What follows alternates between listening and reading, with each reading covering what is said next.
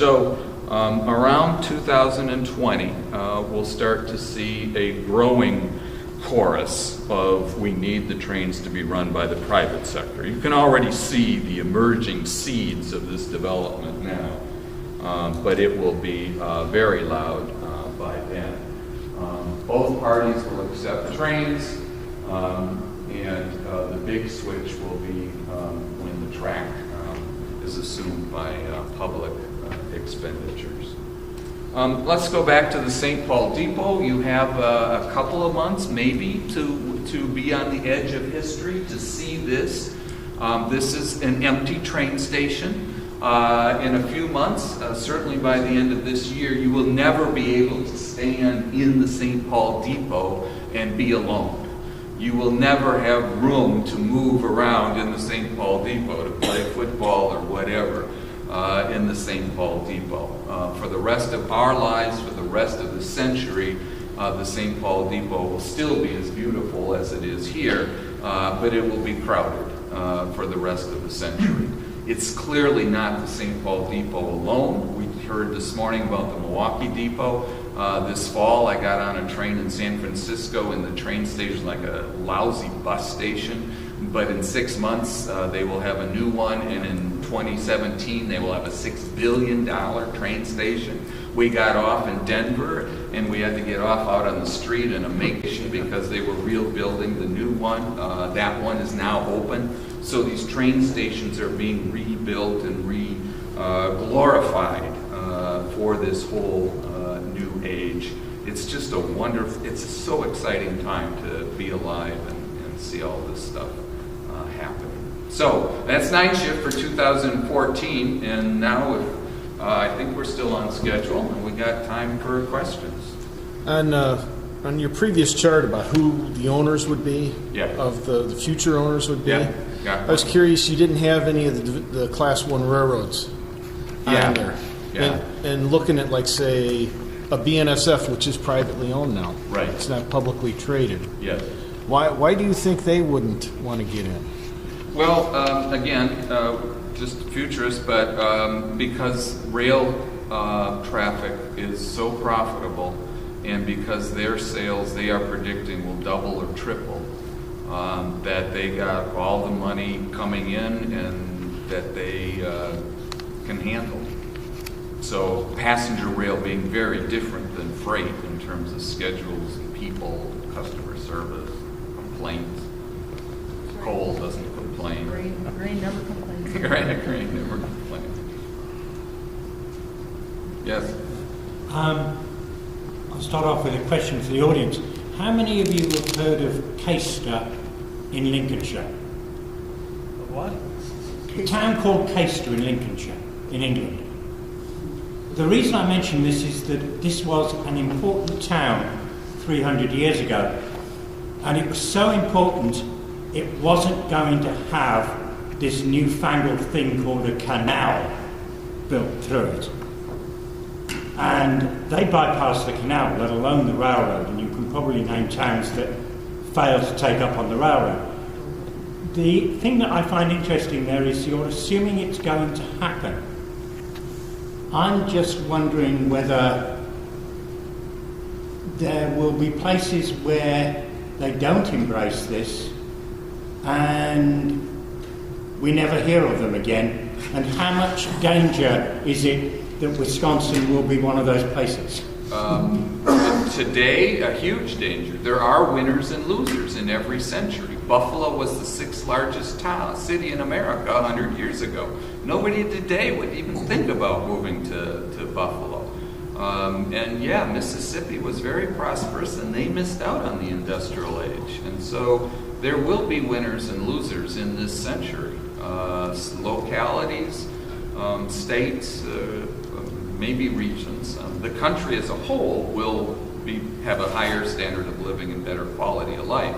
But 100 years ago, there was a huge migration of people from Alabama and Mississippi up to Chicago, Detroit, and Milwaukee to work in the auto factories. If you listen to blues, there's this song, Michigan water tastes like sweet wine. Mississippi water tastes like turpentine. Well, no, it doesn't taste like turpentine. You had a job in Detroit, and that's why you went. And that's why my son, growing up in River Falls, living in Portland, Oregon, he had all his friends over for dinner 3 weeks ago. And he called it a high school reunion because they're all from River Falls, Wisconsin. Yes, ma'am. I'm just curious, these Gen Yers are still very young. As they start families and having children, wanting to get them in the good schools and right. to be blunt, get away from the poor in the inner cities, won't these people still continue buying these houses? Yeah, great question. No. No. Number one, you can set up a school overnight, and so schools, that was the first thing about a recent blog thing about the Hiawatha line in Milwaukee was, okay, now we need the schools. But the schools are coming to downtown. And secondly, the poor people will be living in the suburbs. That's what they will be able to afford. They cannot afford to live downtown because it's way too expensive. The land values are going through the roof, and there are a few cities trying to keep low-income people downtown with different taxation policies. But you look at the Third Ward, it's gentrified. You look at the East Side, it's just happening all over. The reason why Gen Y doesn't want to live in the suburbs is one, they don't want their kids to be killed in a car. Two, they hate public schools in the first place. I mean, you can't tell a Gen Y-er that the public school in a suburb is good because they know it's terrible. It's lousy.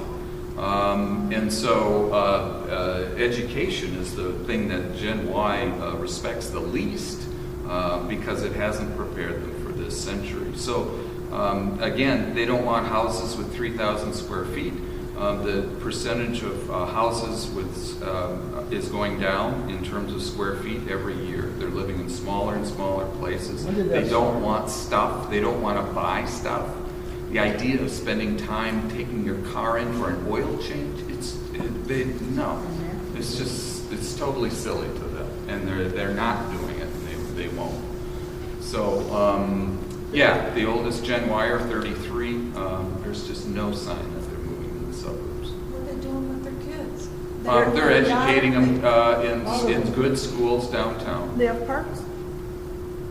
So then, do you think the virtual academy idea will take off and more homeschooling? We're seeing more homeschooling in the area where I'm at. Yeah, I'm an educator, so this is a long answer, but yeah, homeschooling we'll see.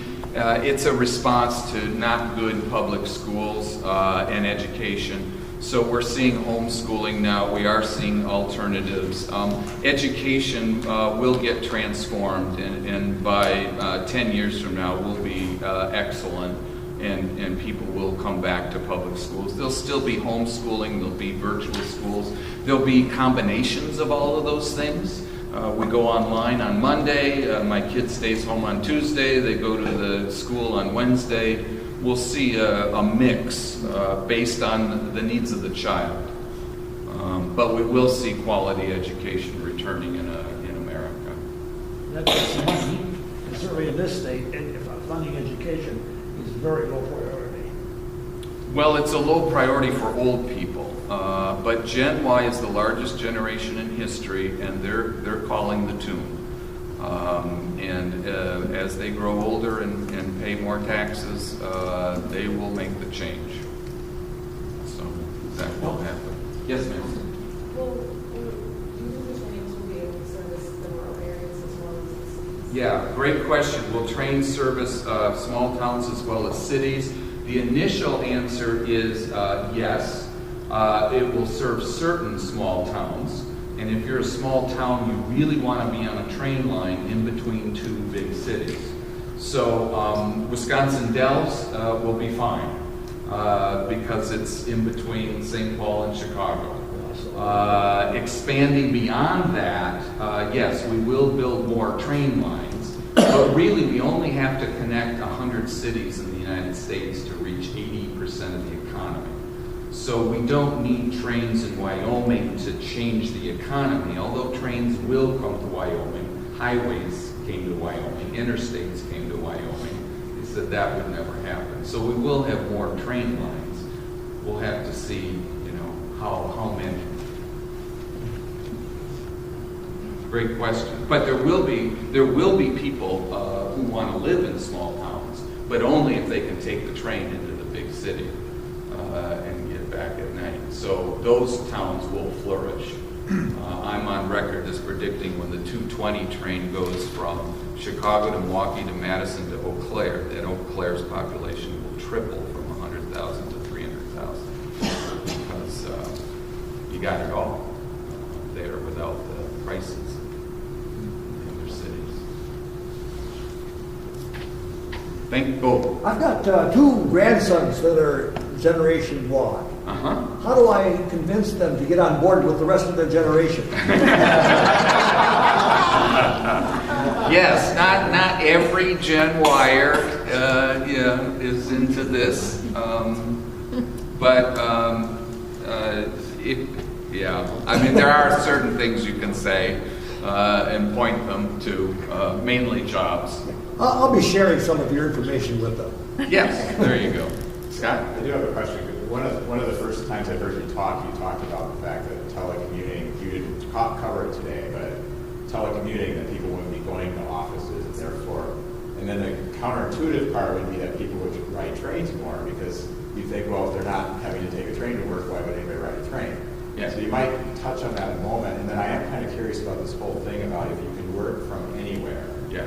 How does that affect places like Wyoming or rural? Do the rural communities continue to empty out? Do people have more flexibility on where they live? What do you see happening demographically in terms of population? Yeah.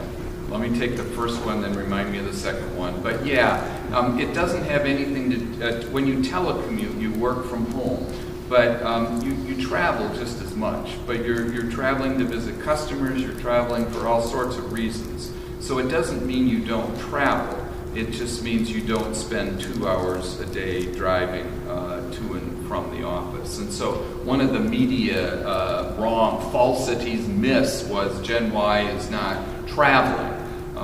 They're in their rooms on Twitter and the social media and Facebook, and that's why they're not driving. Well, Gen Y is traveling. My 26-year-old employee said, "May I have next week off?" And I said, "Fine, you going somewhere?" And she said, "Yes, Thailand." Well, Thailand? I had never thought of going to Thailand. But yeah, they are the biggest new audience market for airplanes. They're clearly the ones driving ridership on the trains. And so telecommuting and traveling go together. We're not going to be traveling less. We're simply going to be working where we're most productive and when we're most productive. I guess my other question is, will rural or smaller communities continue to shrink or not? Man, it's initially people are moving to the Detroits of the 21st century. But Janesville did great in the 20th century as a car town. And so there will be people who are living in small towns. The keys are wireless access and a train. It's hard to think of a small town being successful without both of those two things. I'm rooting for rural America. I've lived there and love it. It's very hard to think of northern Wisconsin being a tourist area without a train to Rhinelander with connections by bus to Minocqua. Because you're going to be able to take a train to the north shore of Lake Superior on the Minnesota side within a few years. The Michigan side is going to take you up into northern Michigan. And why would someone in Chicago want to spend half their week driving to northern Wisconsin when you can get 4 extra days by taking the train to northern Minnesota or northern Michigan? So tourism in this state is a huge investment, or lack of it, in trains. Can I ask another question? Yeah, Den first. Are you including in your thing, are you actually talking actual trains, or are you including a system of throughway buses that they have now? Yeah, no. The main purpose of buses, there will be 2. One is to take people to trains, and the second one will be to get poor people out of the suburbs into downtown for their jobs. But the idea of taking megabus from Minneapolis to Madison or Chicago, no. Number one, business people do not travel by bus. But number two, the train's going to go 200 miles an hour. Why would you take a bus for 60 miles an hour? And then number three is the bus depends on taxpayers to fund that highway. And why should we be supporting that thing there, the highway and the bus? And I was kind of meaning the throughway buses that do take people to trains. The Amtrak system of throughway. Yeah, if there's no train available or light rail to the train, yes. For instance, the train is going to stop in Hudson. I live in River Falls, 11 miles away. We will have a bus to the train station, at least for 1 or 2 decades. So, yes, to take people to trains, yes, that's what we'll be using buses for. Yeah. Looking beyond 2030, in the last 50 years, we've lost 60% of our railroad mileage in this country. Is there any driver to put some of that back, do you think, to smaller towns? Yeah, sure. I mean, we did that with the interstate system. And yes, farmers objected, and yes, they took the government to court, but eventually, I rode on the last 20 miles of the 2-lane roads in America before it became an interstate in Missouri because the farmer held it up. So, yeah, we're going to have all the same fights as we had with the interstates system, but they will all be resolved in the same way. That is, society will do what it needs to do to have a prosperous society, and that will mean high-speed trains, and whatever land it takes will be less than whatever land we have now in highways, which is the state of Georgia. If you want to know how many highways we have in the United States, it's the entire state of Georgia. So it'll be less land. Yeah. Thank you very much. Thank you for the time. And, as I mentioned, if you want a free book, just come up and take it anytime. And our last speaker this afternoon is Bob Hershey on weekend excursions on Amtrak. Thank Bill for that.